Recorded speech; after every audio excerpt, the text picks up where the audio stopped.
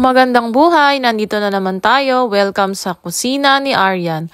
Ngayon, ituturo ko sa inyo kung paano mag-marinate ng chicken shawarma.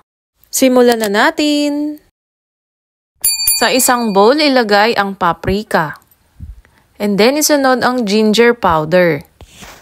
Lagyan din natin ng garlic powder, turmeric powder, coriander at cinnamon, chili powder, black pepper, and asukal.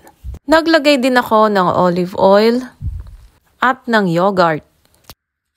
Haluin muna nating maigi.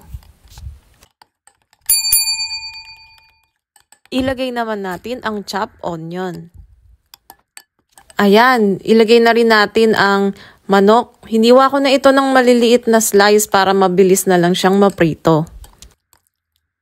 Naglagay na rin ako ng lemon juice. Nagdagdag din ako ng chili powder para mas makulay and parsley. Haluin natin muli ang ating mixture. Takpan natin ng clean wrap na plastic at i-marinate overnight. Kinabukasan, pwede mo na itong iprito. Siguraduhin luto at maprito ang ating chicken. Ganito ang magiging itsura niya kapag luto na. I-set aside mo na lang din muna. I-ready naman natin ang pita bread na ating gagamitin. So ayan, meron na tayong chicken shawarma at pita bread. Ngayon, i-ready naman natin ang ating garnishing. Naglagay ako ng cheese para special. And yung aking mga hiniwang gulay na cucumber, sibuyas at saka kamatis. Siyempre, ang ating chicken shawarma. Meron akong video na ginawa tungkol sa Filipino-style shawarma sauce. Panoorin niyo yon para alam niyo kung paano gumawa perfect na sauce para sa inyong shawarma. Naglalagay na lang ako ng parsley para sa garnishing.